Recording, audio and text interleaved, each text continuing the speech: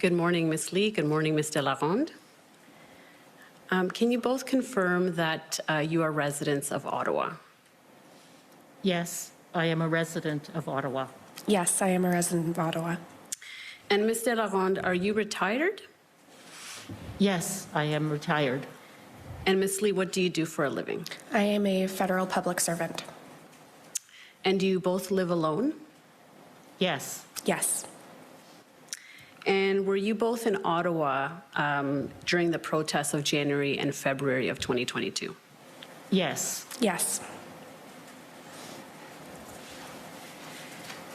Now, I want to speak a little bit about the impacts that living through the protests of January and February had on both of you. Ms. de la Ronde, can you describe for the Commissioner what was the impact, if any, on your physical well-being? The impact on my physical well-being is quite extensive. I certainly, during the experience, had difficulty sleeping.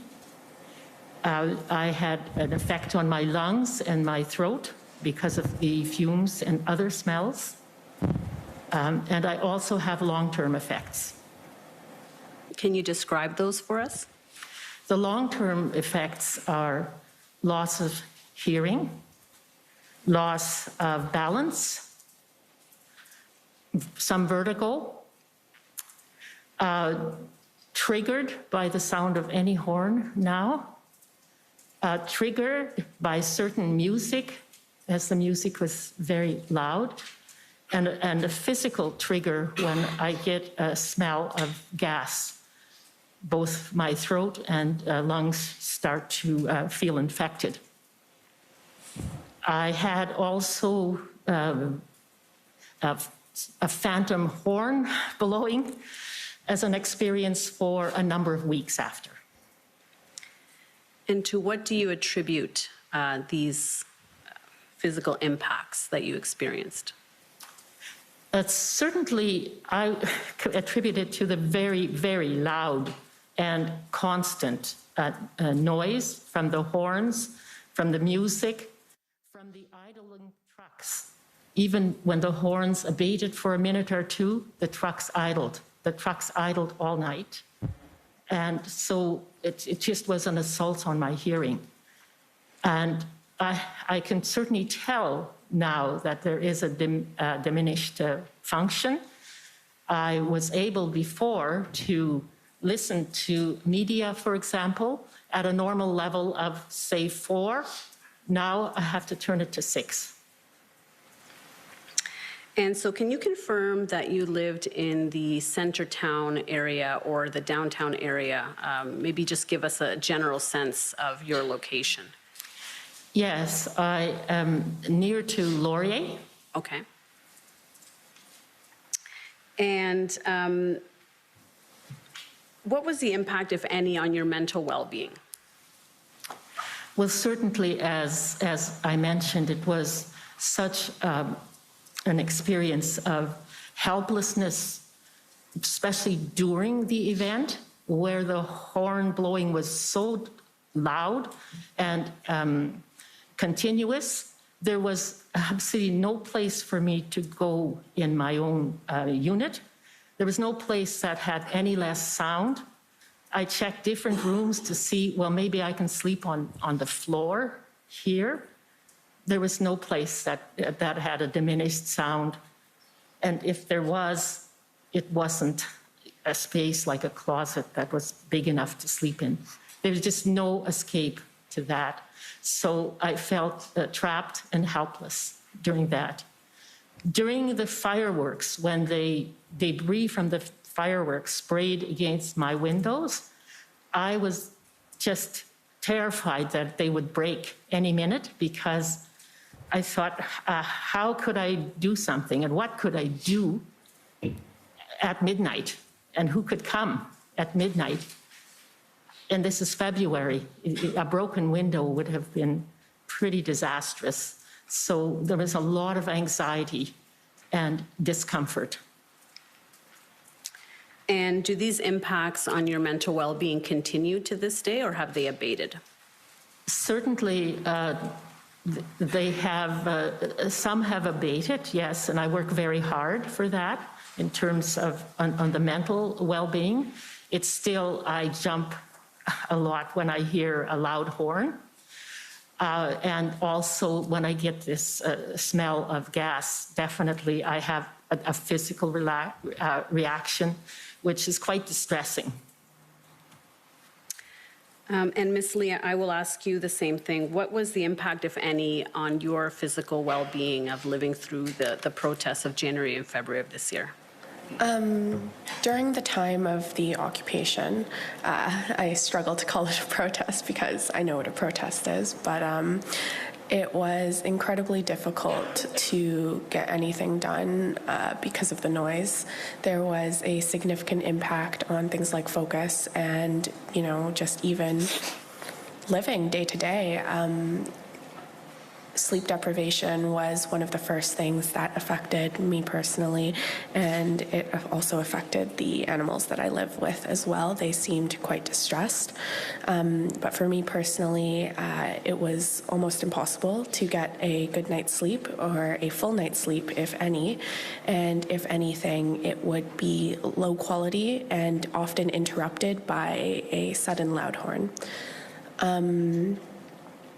And when it was quiet, and because there were brief periods where it was quiet, I was riddled with the anxiety that the horns were going to start again. And when the horns started again, we were left wondering, you know, when they would stop, if they would ever stop again. And yeah, it was just day to day living within my own home, living in fear of the sound and the intrusion, really, that they posed just being outside on our streets.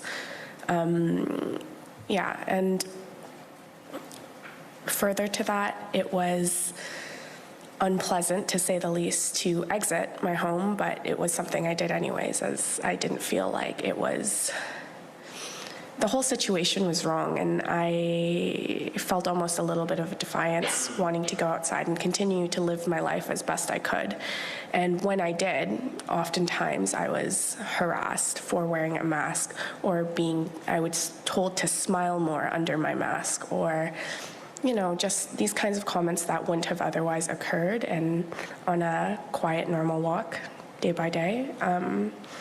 And I think what was one of the worst things was whenever I chose not to engage with the individuals that were occupying my neighborhood, they would blast their horns at me with a smile on their faces, and then they would cheer in unison and almost take joy in my flinching and my recoiling from the noise that I had been essentially experiencing nonstop for the entire duration of the events that occurred.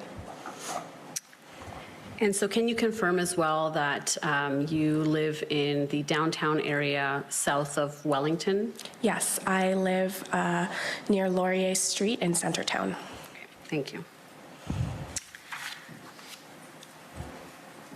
Ms. De La Ronde, can you describe for us the impact, if any, of living through the protests in Ottawa on your ability to go about your daily life? Yes. I work very hard to be independent and safe as a person with a disability. That objective is very important to me, and every success in reaching that objective is coveted. So that was gone. I was trained to walk with the traffic, to walk with the flow, to negotiate and keep myself safe on the street. Of course, there was no traffic or no flow, no indicator. Or if it's idling, I wasn't sure if these big vehicles overhanging a small sidewalk, if they decided to suddenly shift or change, if they could see me. So it was terrifying. The sound was so high that I could not hear any chimes or signals that we use at the ends of the street to tell us that it's safe to cross. That that was just not available. So it just was not safe in my world. Also, in terms of independence, I do everything myself. I order my groceries, I order prescriptions, and I take public transportation or private transportation to go to meetings, to go to appointments, to do my daily business. So I had everything set up for myself as an independent person living alone in downtown Ottawa, which provided such good services. But immediately, there was no taxi, no Uber, no paratranspo, no grocery delivery, which I depended on, no taxi even to go and get some, no prescription delivery. Some way had to be figured out how to obtain all the necessities of life. The restrictions on my ability to get food was gone, or was there. So that was the impact in terms of my mobility. So I found myself trapped. And can I confirm, Ms. De La Ronde, I noticed you walk with a white cane. Can you confirm, do you have a visual impairment? Yes. Okay. And does that visual impairment then cause you to rely on sounds and hearing in order to get around outside? That is a huge assist in for me to have safe mobility outside and for me to remain independent, yes. Very critical are the sounds. And so how did the sounds change then from kind of normal day-to-day to when the protest was happening in January and February? There was absolutely no ability to negotiate my environment by using sound. The sounds of the horns, the sounds of the very loud music, the sounds of the people with lots of voices coming from all different places, all was disconcerting and just completely eliminated my ability to negotiate my environment independently. Ms. Li, can you describe for us what you saw, what you heard, what you experienced when you did go outside and walk the streets during the protest? Well, it was the middle of winter, so really the first thing you noticed when you stepped outside was all of the snow, because services were unable to be rendered due to the occupation that was going on. And further to that, the snow was often colored yellow or brown due to the public urination and defecation that took place gratuitously, often along the side of my building and just quite literally anywhere you walked, on every corner. And on these intersections, oftentimes there were illegal bonfires and, just trash burning right next to, cans of fuel, or near the same areas where these individuals would later set off fireworks. And I just remember feeling like it was such a surreal sight. It almost felt like you were in something like The Purge, because though I didn't often see direct acts of violence, there was a certain chaos on the streets, and that feeling of chaos and rule breaking and law breaking gradually increased as things progressed.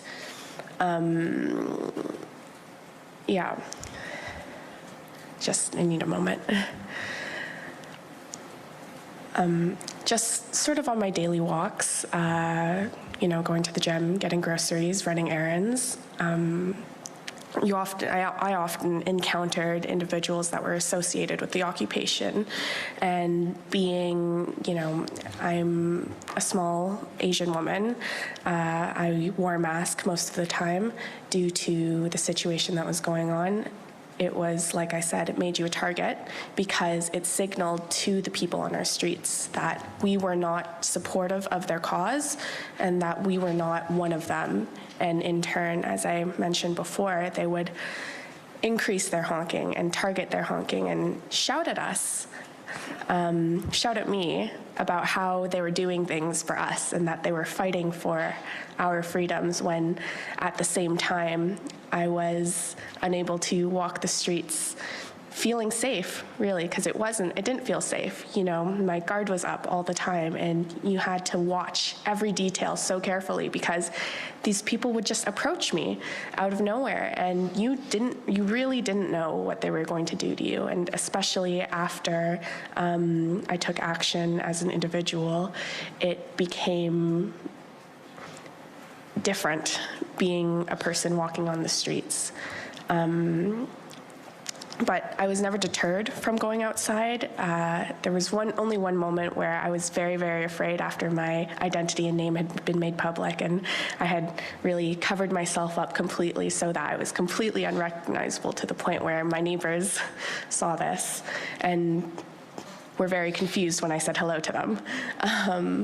But after that, I think I realized there was almost a protection in the notoriety that I'd gained, and I don't know, I felt like it was almost safer for me to walk the streets than the people that I lived around because of my position in the whole situation. But that being said, like, when it comes to my day-to-day life, I'm a really friendly person. I know all of my neighbors. Well, I can't say all of them, you know, but I know a good few of them. And one of my like daily joys is chit-chatting with them in the elevator and seeing them on the street and saying hello. And what was truly, truly terrible about this time was seeing how people I knew were being affected, and knowing that for every one person that I knew that was going through a difficult time because of what was going on, there were 20 other people that I didn't know that were going through the same thing. I knew people that were being pushed out of their homes because they were literally having mental breakdowns because of the stress and the noise and just the terror they felt from the situation. And I don't think anyone or anything can discount those real feelings that people experienced and people had. And because of the action I took, I had encouraged a lot of my friends and neighbors to reach out to me and tell me their stories, because it was so important for people to know that this was a serious thing that was going on, that people were being really terribly affected by it. One of my neighbors, she had just had a newborn baby. Her name's Hazel. She was maybe 6 months old at this time.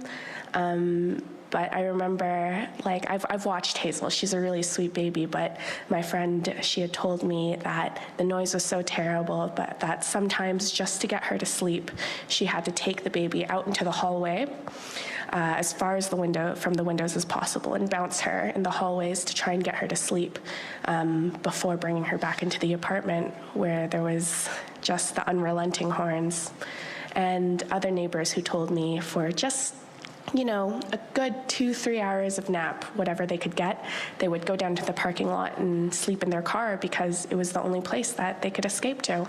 And for me, second to the hallway, my bathroom was a little quieter, so I got some peace there as well. So would you say that you felt unsafe walking the streets?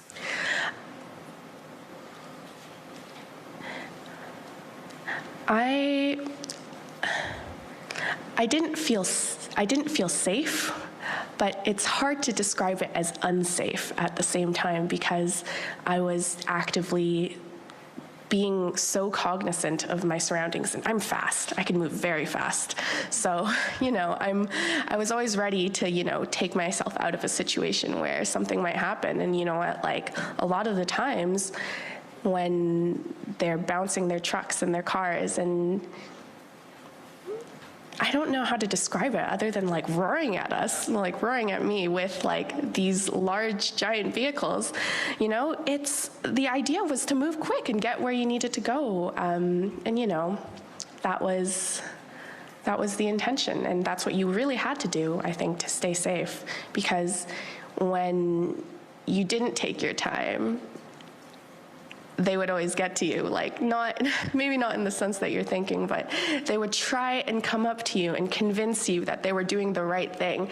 And they would say to me, like, on more than one occasion, I would try and plead with them, because, you know, there's a certain desperation in being left in the kind of situation where the people that are supposed to help you weren't helping you. And it was just ongoing for really it was going to be an unknown period of time, because really every day I woke up and I hoped that it was over, and it never was. Sorry, I lost my train of thought a little there. That's okay. Ms. De La Ronde, would you say that you felt unsafe walking the streets? Yes, for two reasons. One, of course, the inability to negotiate those streets safely. Because of lack of assisted, lack of sound was the big thing. Also, being very concerned about what was underfoot, because there was debris on the streets, and it was winter and icy and slippery. So, and then always vigilant that someone was going to approach. On an occasion, there was a person who kept jumping in front of me. I was with someone else. I could only go out if someone came with me. And this person kept jumping in front and didn't allow me to pass. So when he was confronted, finally it stopped, but then sent messages, well, I love you anyway, they said. So that was a bit intimidating. And so in that way, I didn't feel safe for those two reasons. I didn't have all the faculties I normally use. And secondly, that someone was going to approach me, and either I was going to be accidentally hurt, or or my big worry is that I would bump into and hurt them too. So always vigilant and concerned. Does that mean I was feeling safe? No. No, I wasn't. I just thought if I didn't have to be out, I would not go out. And Ms. De La Ronde, was there anything else that you experienced that you would consider to be a threat to health or safety? The Sunday after the vehicles came in and occupied so close to where I live, the relentless noise was just so unbearable, and I was so exhausted from it. And I called and begged a friend, could you just please, I know you have to walk in and get me out. Can you? Excuse me, can you just please come and get me out? And she did. And 2 days later, we both had COVID.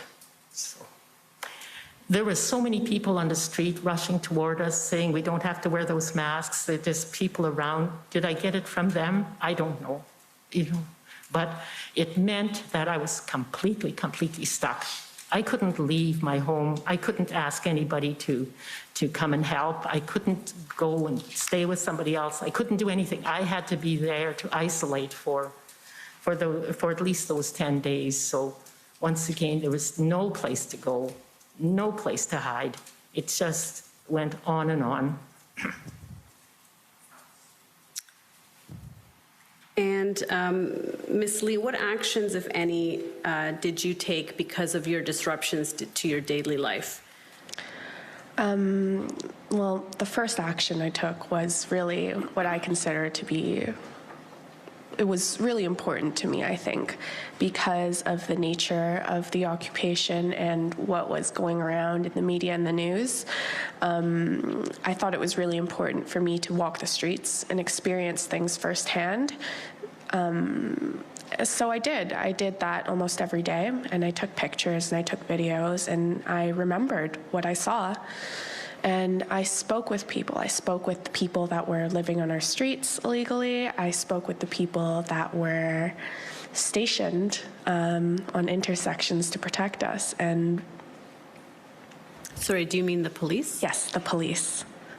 And that was really the first action I took, just having my own account of things and really living through it myself. And like I said before, I really genuinely love Ottawa. I love my neighbors, and they mean a lot to me, even if they are somewhat strangers in a sense.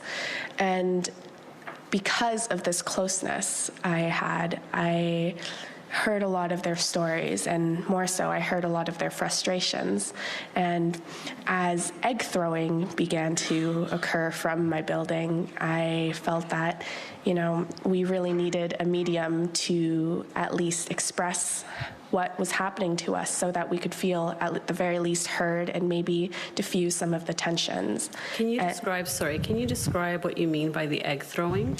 Well, there were very large trucks parked everywhere, and in some of these instances, they were parked right next to some high-rise condo buildings. And as a result, some people may have gotten some cartons of eggs and, had their little retaliation in frustration, because really, what else could they do?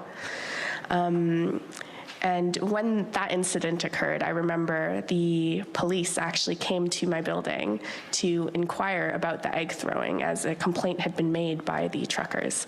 And I remember that I felt it as an affront, and that a lot of my neighbors felt it as an affront as well when they were investigating something like this in the light of everything that was happening to us and what they were really ignoring in a lot of their statements and releases to the public. And as a result, I decided to organize a meeting with a number of residents in my building, with some Ottawa Police community liaison officers, just so we could have a recorded account of what our experiences were, and really to, again, diffuse the tension and really concretely say, what's happening here. We are telling you this is our experience, and we really desperately need help, because things have gone on too long, and the residents, honestly, they had wanted to fight back because they felt that nobody else was doing anything for them. And what was the result of that meeting? Following that meeting, maybe 20 of my neighbors showed up, and more had sent their stories through messages or otherwise through me. And we had communicated everything to the officers so that, again, it was recorded, and, all of us were there to attest to the fact that this happened, and they know what's going on, because we felt really and truly abandoned at that point in time. And after that, I ended up becoming the lead plaintiff in the class action, which brought my name and person to more public attention. Okay, so we'll get to that in a little bit. I just wanted to get a sense for the honking. You both mentioned the sound of the honking. Do you have a sense for when it was it all the time? Was it louder during the day? Was it just as loud at night? Can you give us a sense of that, Ms. Li, and then Ms. de la Ronde after? Sometimes it's hard, because that whole month essentially feels like a bit of a blur sometimes, but I do remember when it started on Friday night, it felt like, in my memory, that it never stopped, really. So would that be Friday, the 27th of January? Yes, that's when they began to roll in, and I remember when that happened, my feeling was that this is going to be a doozy, bad things are coming. Constant, it was like from day to night, even if it wasn't for every second, it was at least every other minute.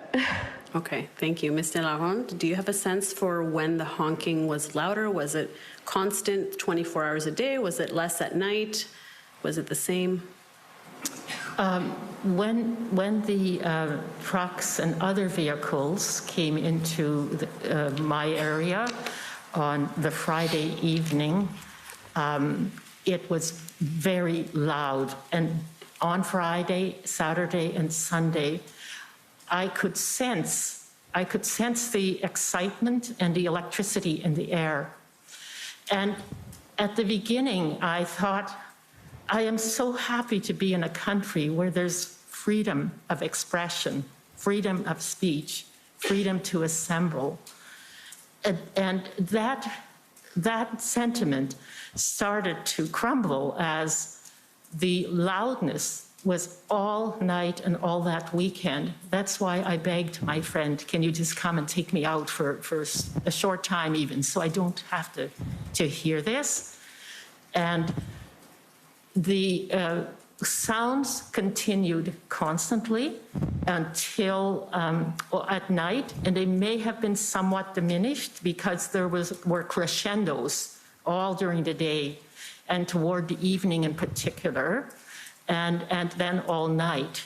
When the injunction was put in place, then it abated a bit between 11 o'clock at night and then 7 o'clock. I could hear activity out on the street.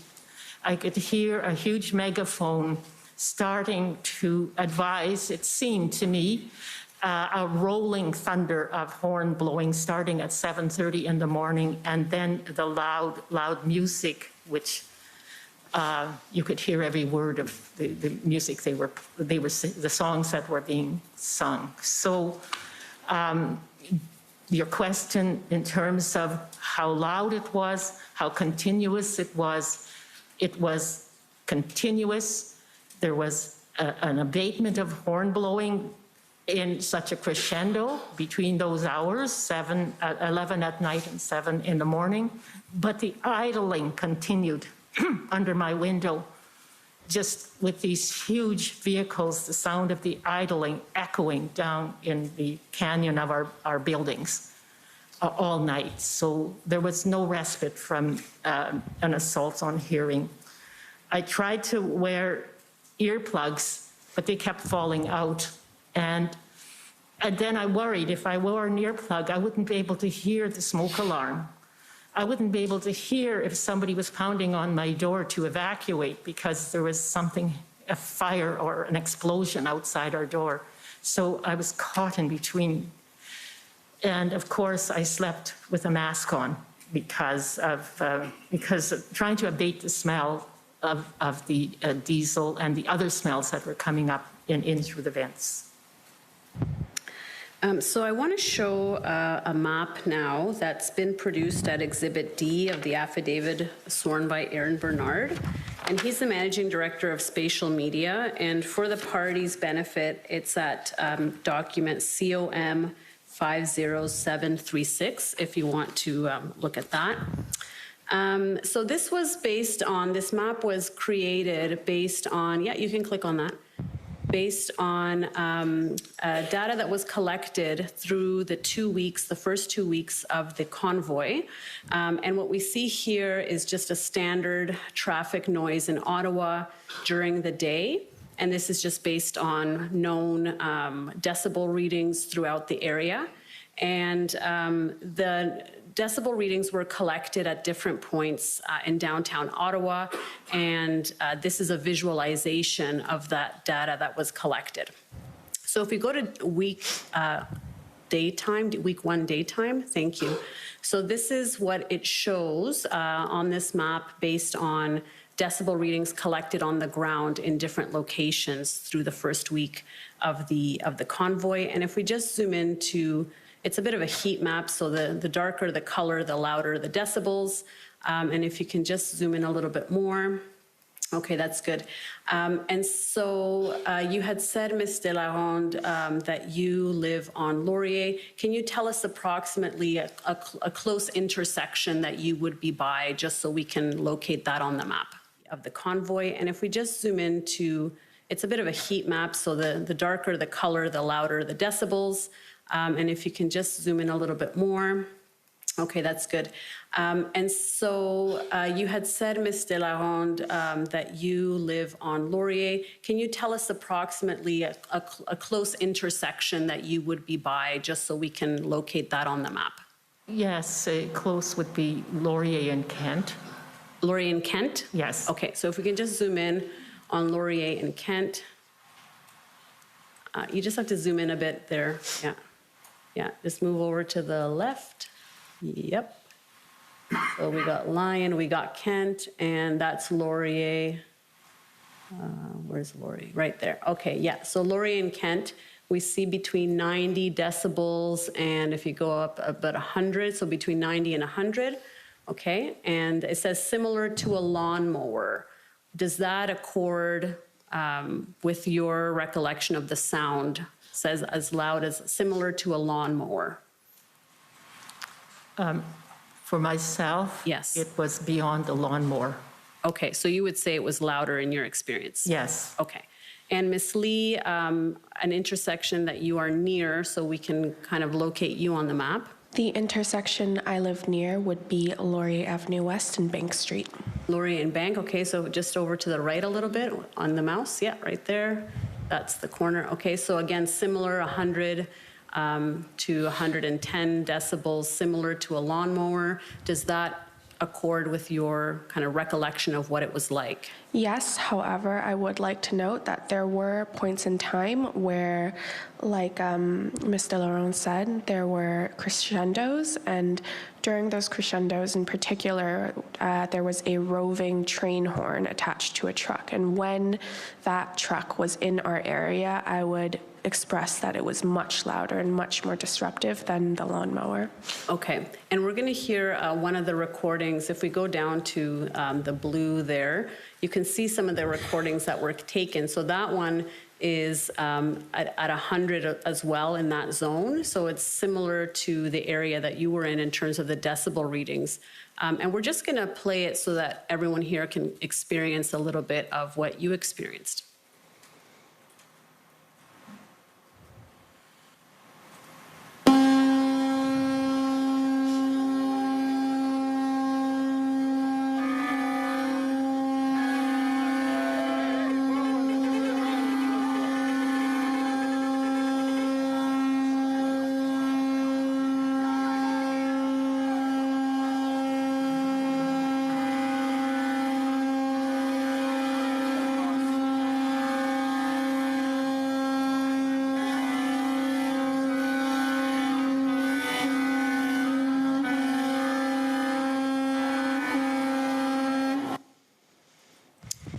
Does that accord with your recollection of the sounds when you were either in your building or walking outside?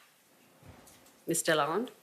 Yes, that does accord with the sounds that were always present in my building, in my unit, except there's some sounds there, not there, that were even louder and more unnerving. When you hear this and it's 24 hours, it is just, it's damaging. It's damaging to the nerves. It's damaging to my health and well-being. So it's shocking. So it does accord, but there was more. There were times when it was more than this. Do you agree with that, Ms. Lee? I would agree with that. I would note that many of the trucks in my vicinity had what we would describe as aftermarket horns, where the horns attached to the vehicle were much, much louder than a standard vehicle would have. And several of these trucks were idled very close to where I lived and resulted in a much more deafening sound. Okay. And Ms. Lee, you had indicated that you took videos and photos when you walked around. I just want to take you to some of those photos if we can. Yeah. It's COM 50713.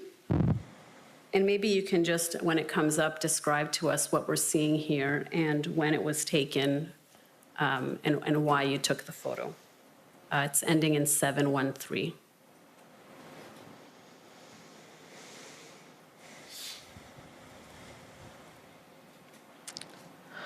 Okay, yeah, let's see the whole, yeah, there we go.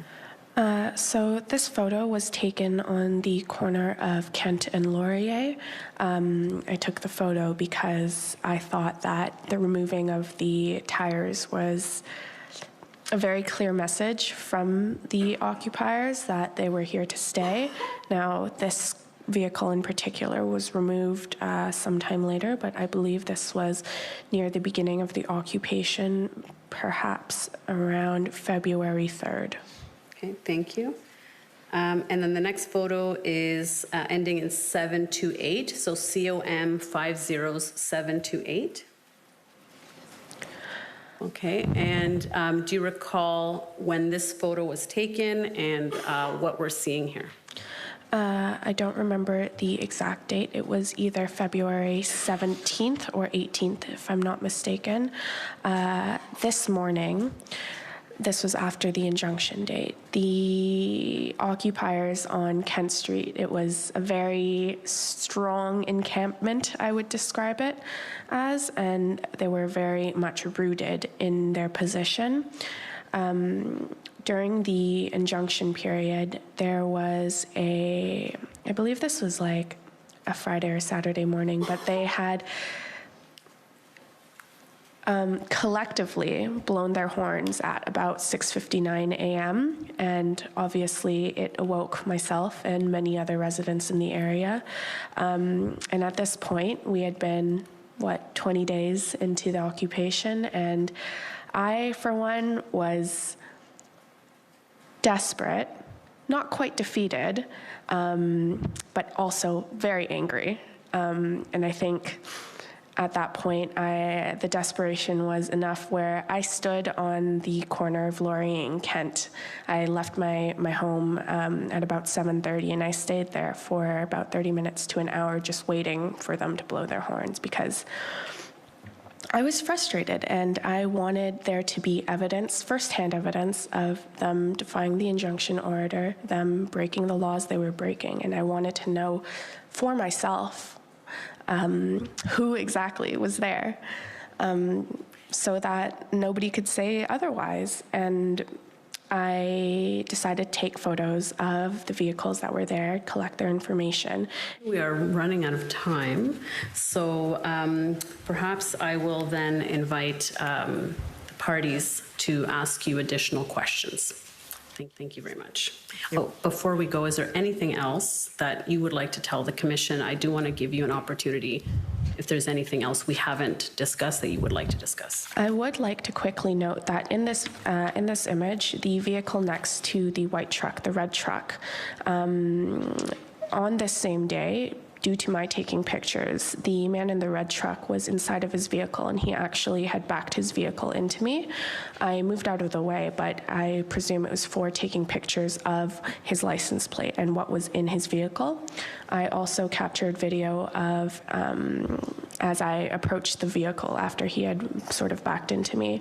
I didn't want him to be able to claim that it wasn't him in the vehicle, so I captured the driver in the video as well, and while I did so, he aggressively opened his door at me in the car, and at that point, all of the trucks in the area began blaring their horns at me, and there was another individual who had exited his vehicle and decided to start shouting at me, giving me the finger, and say that that the man in the truck hadn't done anything after I had called the police. He was yelling in the streets that the truck hadn't moved in over an hour, which I had direct video evidence proving that it was not true. So it just really showed to me personally that these people were willing to do anything and say anything to help each other get away with anything. And Ms. De La Ronde, is there anything we haven't covered that you would like to say? You know, I think you've done a very good job. Thank you very much. Okay, thank you. And I now invite the parties to ask you some questions. Okay, now for cross-examination, have the parties agreed on an order for the cross-examination? Seeing no response, I will simply call on the parties to cross-examine in accordance with the time that has been allocated. So I think the first cross-examination is to be carried out by the convoy organizers. So who's going to be doing this? Okay, so Mr. Miller, you're on. You have 20 minutes if you need it, and given that Commission Council has gone a bit over time, I even give you a little bit of leeway, but not very much.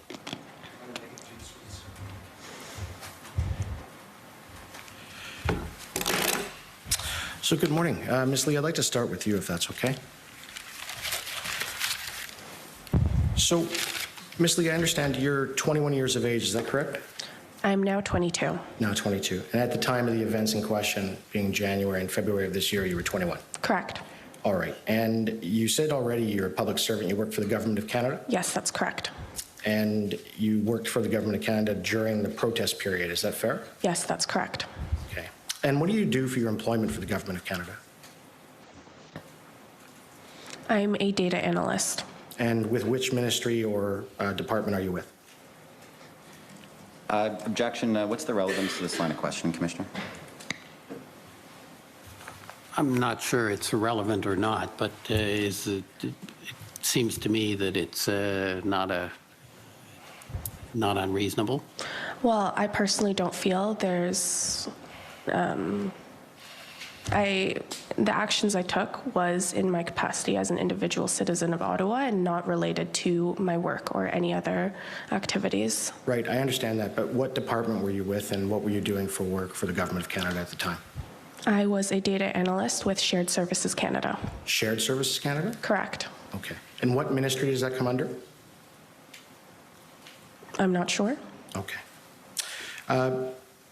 I understand that you know Ottawa City Councillor Catherine McKenney, is that correct? Correct. All right. And I also understand that you know NDP member of Provincial Parliament for Ottawa Centre, Joel Harden, is that correct? Correct. And from some public articles, I also understand that you were introduced to lawyer Mr. Paul Champ sometime between January 28th, 2022 and February 4th, 2022. Is that correct? Could you repeat the dates, please? January 28th, 2022 and February 4th, 2022. Correct. Okay. And what date were you introduced to Mr. Champ? I believe it was a Friday, so whichever date that Friday fell on. Okay. And so someone introduced you to Mr. Champ, correct? Mr. Champ had reached out to me. Okay. And is it not true that it was Ottawa City Councillor Catherine McKenney who put you in touch with Mr. Champ? That is untrue. Okay. And I understand that you were the recent co-chair of the 2002 Leaders Summit for Action Chinese Canadians Together, is that correct? That's correct. And as part of that summit, I understand you gave a video statement about how you became who you are today. Do you remember that? Yes. Okay. And it focused on the protest in Ottawa and becoming the lead plaintiff in the class action that you filed. Is that right? Correct. And there you describe becoming the lead plaintiff in the class action as a fateful and surreal story. Is that right? Correct. And you said there you had the opportunity to make a difference, right? Correct. And you said that the lawyers needed a plaintiff. Correct. Right. And so you were asked to be the lead plaintiff. Is that fair? Correct. Right.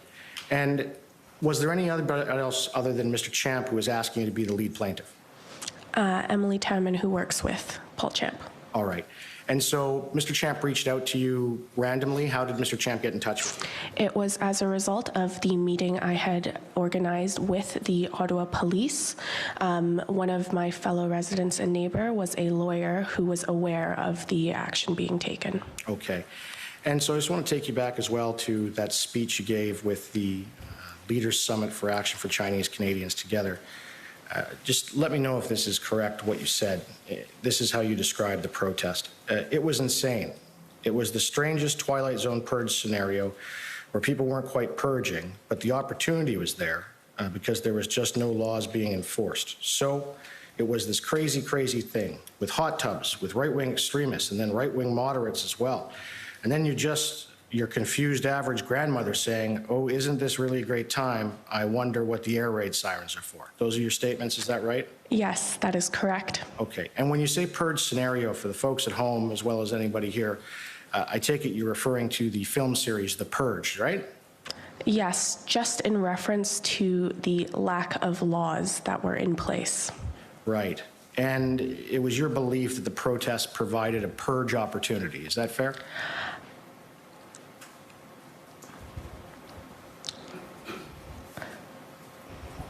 I would not say that the protest or occupation provided a purge opportunity, but what I witnessed on the streets day to day was very reminiscent of that kind of lawless world where open fires were being held, laws were being broken in front of police officers who were not doing anything to combat them, and just a general sense and lack of disregard for public areas and really the people that lived there. Okay.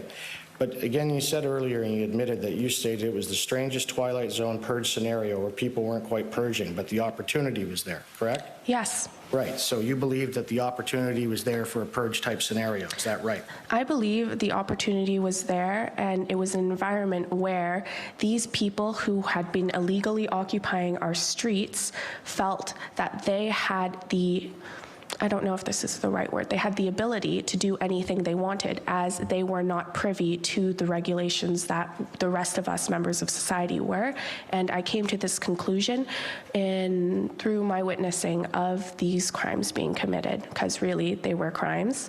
And even speaking with these individuals directly who had informed me that they were not going to face any consequences because they were protected. Okay. So in the movie The Purge, you agree that it's about that for one day in the United States, called The Purge, that there are no laws in force and the population can commit murder, which is the purge. Is that right? That is correct, but I was not referencing the entirety of the purge. It was a purge-like scenario where laws were not enforced specifically. And a purge opportunity was available. Yes, because laws were not being enforced. Right. So people could potentially commit murder. That was your concern. I did not make that statement. All right. And you then, I understand from your evidence that you've provided to the commission prior, from your statement, I understand that you started to hear honking on Friday, January 28th, right? Or January 28th, 2022. Correct. All right. And when you provided the statement to the commission, did you provide it yourself? Yes. They interviewed you? Yes. Okay, thank you. And I understand that you obtained the injunction on February 5th, 2022. I think it's February 4th. February 4th, 2022, you obtained the injunction to stop the honking, is that right? Pardon me, the 7th. Pardon me, February 7th. The injunction was obtained and approved by the court on the 7th. Well, I understand there was an interim injunction approved for first 2 days, then on the 7th it was approved. Is that the correct facts, or would... No, that is not correct. 2 days prior to the injunction being put in place, there was a deferral of the trial to that date where the injunction was eventually approved. Trial. You said trial. I just want to clarify for the record. There was no trial. It was an application, correct? Application. Sorry, I'm not well-versed in law. I'm not a law student. I understand. And then after you obtained the injunction, I understand that things got a little bit better, right? For a brief period, shortly after the injunction, there was a clear silence from the noise that was previously constant. Shortly thereafter, there was a gradual ramp up in the honking again, but however, it was more strategic and intermittent than it was previously, whereas it was constant. Okay, and so you said you gave your statement to the commission before you testified here today, right? Yes. And when you gave your statement, you knew you had to be truthful? Yes. And when you gave that statement, of course, you wanted to include all important observations and interactions that you had with the protesters, is that right? I just want to clarify the statement being in reference, is that? Sorry, I should clarify. She gave an anticipated statement, so it's a statement of anticipated evidence, not a witness statement. So it's not it's not attributable to her, it's attributable to the commission, and that is different from a witness statement, which is attributable to the witness. Right. So I just want to clarify that. Sure. And so when you provided the commission your statement, I take it that you would have told them all the important information that you wanted them to know? As far as I was aware, yes, to the best of my ability. Right. And I'm sorry, Mr. Commissioner. I do want to interject here. Our rules provide that there can be no examination on a statement of anticipated evidence without leave, and I think leave needs to be sought if there's going to be questions about that. okay, I won't put the statement to her. I'll move on. I understand that you noticed the honking generally stop after the injunction was granted, though some trucks still honked intermittently for short periods of time. Is that right? Correct. All right. And so that's what happened after the injunction. Is that correct? To the best of my recollection, correct. That was the immediate aftermath. All right. Now, between January 28th and February 5th, 2022, did you attend your employment at the Government of Canada? I was working from home, though I struggled to maintain productivity due to the disturbances that were taking place. Right. And at the Government of Canada, I take it that you are on salary. Is that fair? That is correct. So between January 28th, 2022 and February 5th, 2022, you did not lose any income. Is that fair? That would be correct. There was a leave code that was applied for government employees that were affected by the situation. Okay. But prior to the situation as well, you were working from home. Wasn't that also under the general COVID policy for all Government of Canada employees? Could you clarify the question, please? So weren't you working from home prior to January 28th, 2022 anyway? Yes. Okay. And how long were you working from home from? I had started a new position on January 10th with Shared Services Canada. Prior to that, I was employed working from home with another agency. Okay. And what agency were you employed with before? I was employed with the Canada Revenue Agency. Okay, Canada Revenue Agency. And so from January 28th, 2022 and before, you were already working at home? Correct. Okay, thank you. And moving on from sort of your background with working from home, I understand that you had the interactions with the protesters and you confronted them on Kent Street. Is that correct? Correct. Right. And when you confronted those protesters, do you remember saying to them, which was recorded, go back to where the fuck you were from? I may have said that. Okay. And I take it that you never saw any of the, or never said to the commission or saw any protesters or truckers physically harm anyone, is that right? There was only the, I would describe it as intimidation with a truck. Okay. And you never said to the commission, and nothing in that regard with respect to seeing protesters or truckers threatening to physically harm anyone either, did you? I did not make that statement. All right. And you didn't say to the commission or see anything in your observations that could be classified as espionage or sabotage? I'm sorry? You didn't see anything that could be classified as espionage or sabotage? No. Thank you.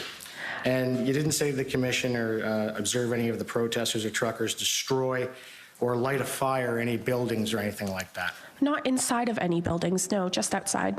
Outside. So you're saying that they were destroying the outside of buildings? Is I that did right? not say that. I said they were lighting fires outside of buildings, as in the bonfires that were all over the city. Right, but they weren't trying to knock down any form of buildings or property or anything like that? I can't comment to their intentions. Well, I understand their intentions, but I submit you didn't see them do anything like that. Nope, I just saw the fires, open fires. Great, and you didn't see them try to destroy any other trucks or vehicles or light them afire or anything? I did not. Thank you. And so I just want to talk to you a little bit about that class action as well. So you became the lead plaintiff on February 4th when it was filed, correct? Correct. All right. And as of today, I understand there are only 3 other additional plaintiffs to that action. Is that right? Correct. And the first one is Happy Goat Coffee Company. Is that correct? Correct. And Happy Goat Coffee Company is a chain of coffee shops that has 3 coffee shops in the downtown area. Is that fair? As far as I know, correct. Thank you.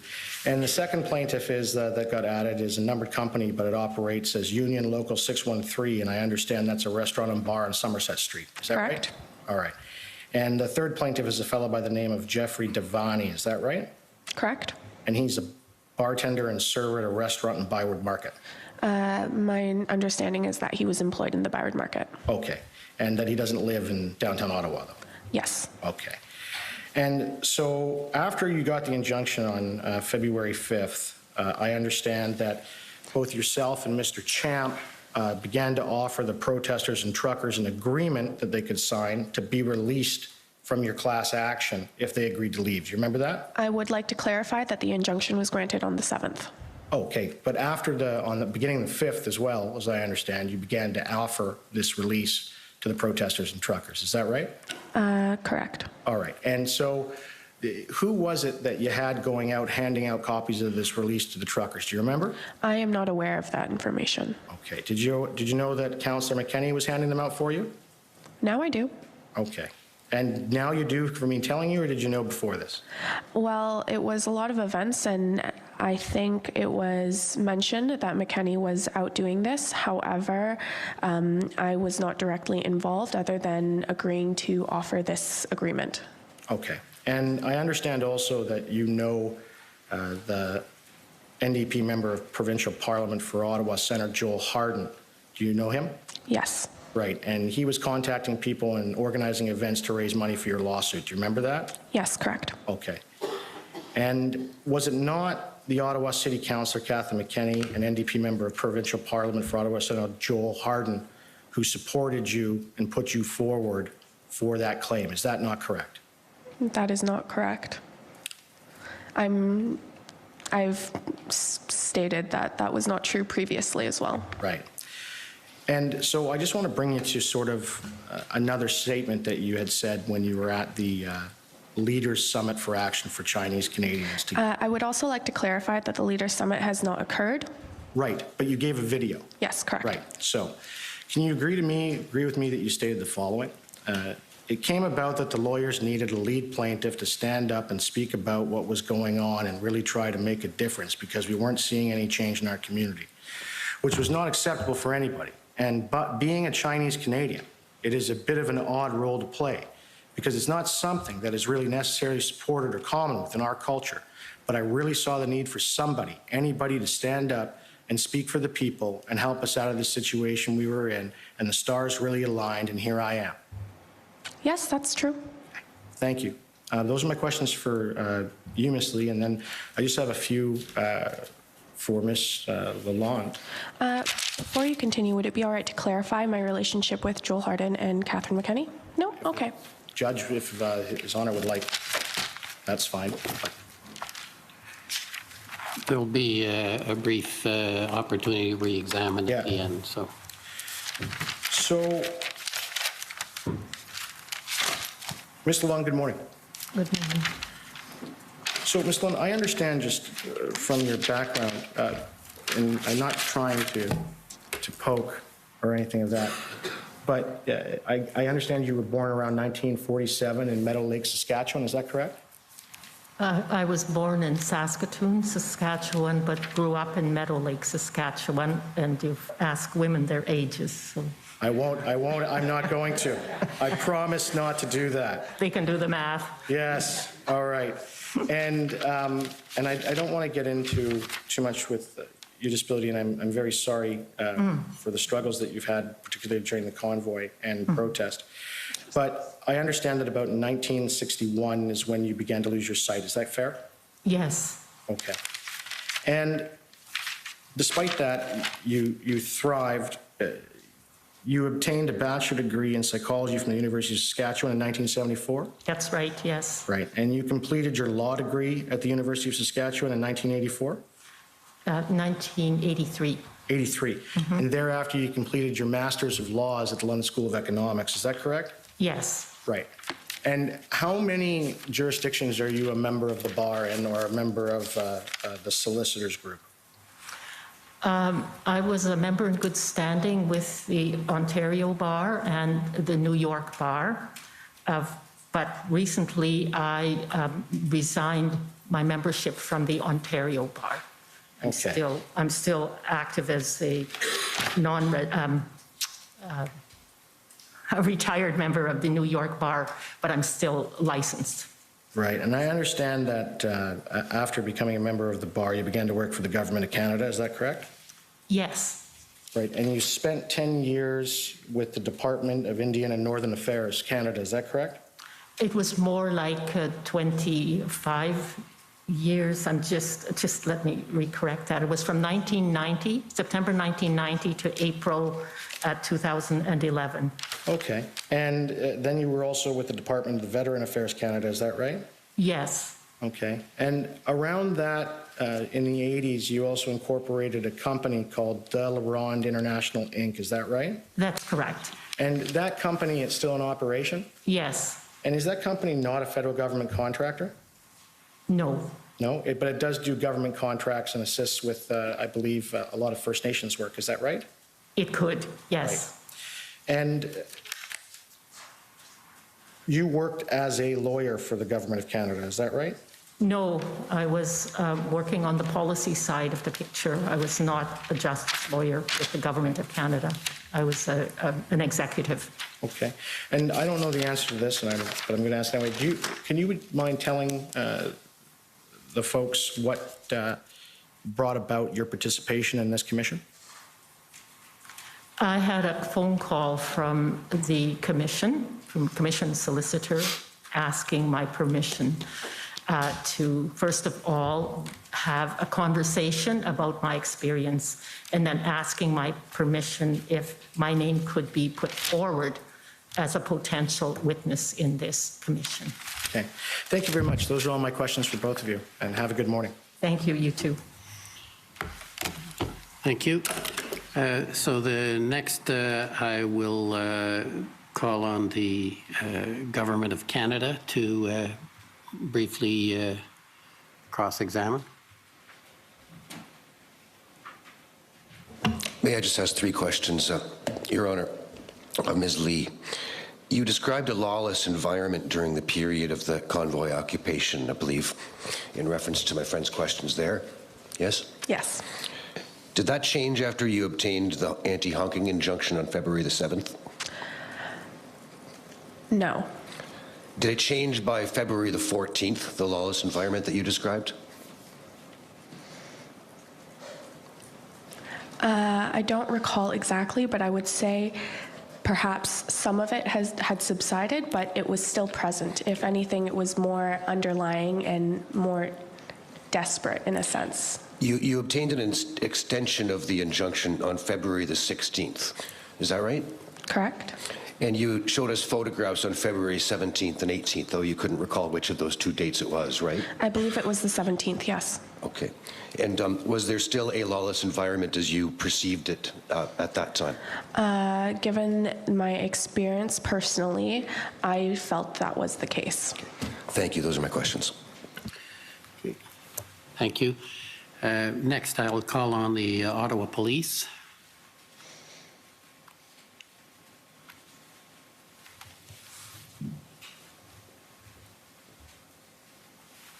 Good morning to you both. I just have a couple of questions for you, Ms. Li. You spoke earlier this morning about the injunction. Did circumstances change after the injunction in terms of the level of threats that you were receiving from the community? Following the injunction, I would say the level of threats increased due to the public attention that had been placed on myself and the situation. Yes. And once that occurred, once you were receiving a higher level of threat, would you agree that you had multiple interactions with the Ottawa Police Service as a result of that? Yes, that is correct. You had made them aware of the threats that you were receiving? The majority of the threats were through the internet and on certain things. However, I was receiving calls and messages to my personal devices. However, the nature of these messages, voicemails, and calls did not seem serious enough for me to make an official report. There was only one instance where there was a serious threat received by the RCMP that had been forwarded to the Ottawa Police that was investigated. And the Ottawa Police actually attended your residence a couple of occasions as well, correct? That is correct. I just want to bring up one document, if you don't mind. It's OPS 30s14460.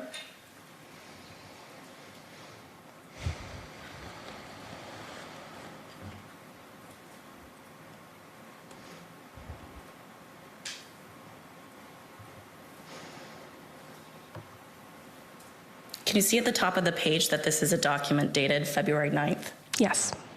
And can you see about halfway down the page, there's a subheading, Constable Islam and Constable Lemieux? Yes. And it appears as though there's notes under that heading in relation to the activities of those officers. Yes. If we could go to the next page, bullet number 3, it says, Mo and I spoke with, and then of course there's obviously a redaction, regarding the threats she has received from her involvement with the injunction related to the convoy protest and the horns. Obviously, we can see that there's a redaction here, but would you agree that on February 9th, you did in fact speak with these 2 officers from Ottawa Police Service? Yes. Okay, thank you. And if you could look at that second sentence, it indicates she feels very supported by the OPS with this. Would you agree at this time that you had received the attention in relation to the threats from Ottawa Police Service that made you feel comfortable that they were managing that situation? Yes. Thank you. Those are my questions. Thank you. Thank you. The next, I'll call on the Democracy Fund, Citizens for Freedom and JCCF.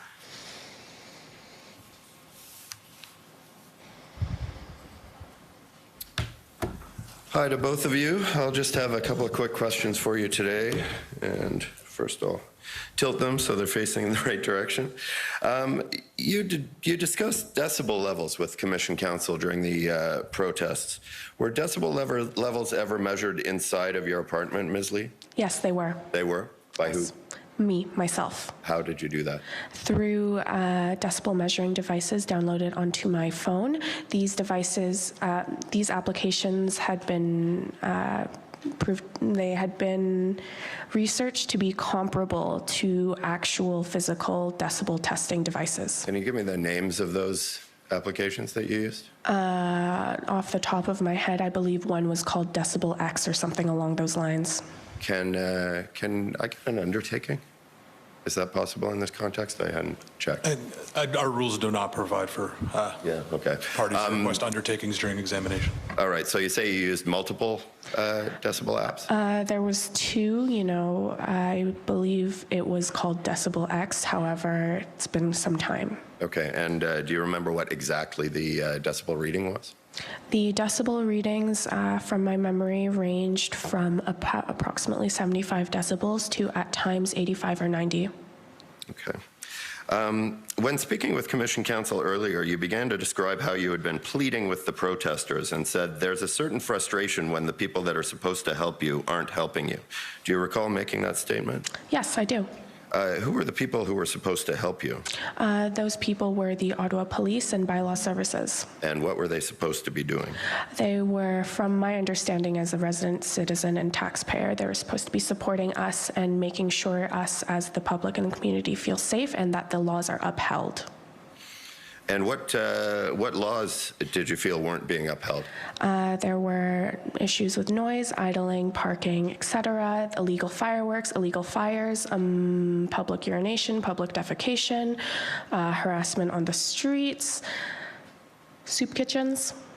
And there just wasn't any enforcement in your mind of those laws prohibiting those behaviors? A lot of the time, I had spoken to officers directly. I had made calls to bylaws specifically detailing the incidences that were occurring. In one such occasion, I described fireworks in the vicinity of gasoline and other open fires, as well as things like alcohol and drugs. So that, to me, presented a safety issue, and therefore I reported it. However, as a result of my report, nothing came to it, and I was informed that the officers on the ground were to keep things safe despite the reality of the situation. So in essence, the complaints that you made didn't result in enforcement? No. And you mentioned that you obtained an injunction in the context of your class action lawsuit that prohibited honking, and that for a time after the injunction was granted, the honking diminished, but it returned after Yes. a time. Is that correct? That is correct. And would it be fair to say that it returned after a time because your injunction wasn't being enforced?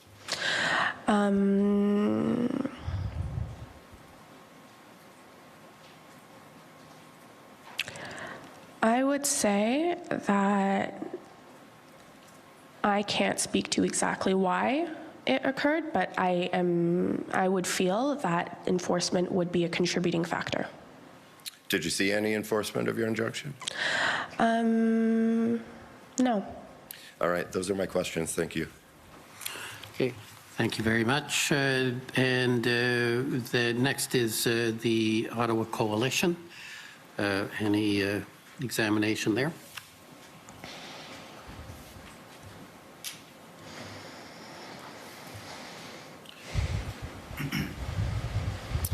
Thank you very much, Commissioner. I just have a few questions for both of you. Ms. de la Ronde, can you just confirm approximately how long have you been living in downtown Ottawa? 30 years. And have you experienced or observed other protests or demonstrations in downtown Ottawa? I've observed other protests in downtown Ottawa, but closer to Parliament Hill. They did not come to where I was living, never. Thank you. You told us, Ms. de la Ronde, about being concerned about wearing headphones or earplugs, about knocks on your door, about smoke alarm, or maybe not hearing smoke alarms. Why did you have that particular concern? I was concerned because there was this smell, and I was informed as well about gas spills on the street, that there was open bonfires, that they were roasting food out a few meters from my building. So there was such a potential for a fire, a huge fire, and an explosion. So I was concerned that if I could actually get those earplugs to work, then I wouldn't hear if my smoke alarm went off or if people were pounding on my door to say, evacuate, evacuate. And Ms. de la Ronde, you told us a bit about the diesel fumes. Was that diesel fumes that you would just smell outside on the street, or did you smell them in your apartment? It was very strong in my apartment. It permeated drapes, blinds, bedding, carpet. It had the whole unit had a dull, gaseous odor about it. Did you do anything about that after the protests were over? Yes, I got eventually worked toward getting them cleaned, all of them. Ms. de la Ronde, you told us a bit about the honking and how you experienced that. After the protests were over, what was your experiences with honking sounds? Anytime I heard a honk of a horn, and particularly of a large vehicle horn, I could feel it sort of ripple through my body, and I would feel that my nerves were still frayed. In the immediate days and weeks after the end of the demonstrations, what was your experiences with horns? Very much like that I kept hearing them like phantom horns. I kept hearing them in my head. I also had phantom smells too. And by phantom smells or horns, I mean they're not there, but that's what you're They're not there. Thank you, Ms. de la Ronde. Ms. Li, I just have a few questions for you. There were some questions put to you about Councillor McKenney and a member of Provincial Parliament, Mr. Hardin. Had you ever had any interactions with them or met them prior to the class action being commenced? No, I had not. Perhaps in passing on the street, but nothing, they didn't know who I was. And there were some questions put to you about the injunction and what impact it had on the horns. On the day of the injunction argument of Monday, February the 7th, were you observing that hearing? Yes, I was. And were you observing or listening to anything else before or after that injunction hearing? After, I did observe a Facebook Live video from one of the organizers who had ordered the truckers in general to stop the horns due to the injunction being put in place. So what exactly, you were watching something online? What was Yes, it was a Facebook Live video, I believe, from Chris Barber, if I'm not mistaken, though I can't be sure as to which organizer specifically it was, but they had been laughing about our lack of sleep and something about giving us a break from all the noise.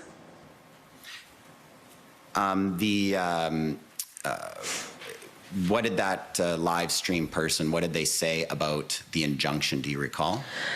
They had said that I remember they were saying like, stop the horns, stop the noise. And did you hear did you notice or observe any connection with that statement on the live stream video and what was going on outside? Yes, shortly after the video, the horns had subsided, and it was like just sort of thinking back to it, it's hard to not be a little dramatic, but it really was like, it was like this respite that had came, and it was significant, the silence that was present for some time. You were following or observing some of the social media of some of the protest organizers? Yes. After the injunction was obtained, you told us about listening to a social media stream on that date. Did you hear or observe any other social media streams by convoy organizers speaking about the injunction after February the 7th? Yes, I do recall after the first video, I don't recall exactly when this occurred, but the first video, I believe that the organizer had believed that it's hard to say because there was a lot of just words being spilled, but there was something about that we, not necessarily myself or the lawyers involved, or it was a general reference, I think, to like the city or the government or just the opposition, really, that they were going to give in to some demands, but after some time had passed, they had realized that no demands were being given, and to, like, I don't remember the exact words, but there was a call to action to, like, just let her rip.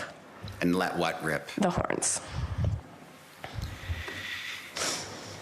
And after observing that, did you notice any difference in the horns out on the street?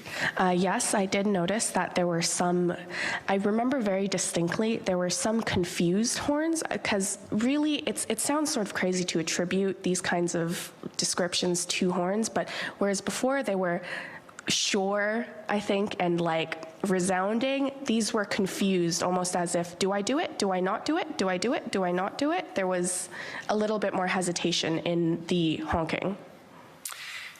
And Ms. Li, just a final couple questions. When you talked about measuring the decibel levels, where were you measuring that? Was that on the street or was it in your home? I had measured in reference to the decibel levels I had described, it was inside of my home, though I had taken some on the streets where it was much louder, closer to 100 or more. Yeah.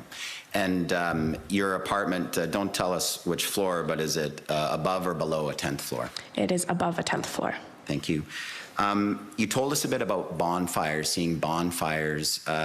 We're unsure if we'll get any evidence about this from the Ottawa Police, but just from what your observations were, what were the bonfires like?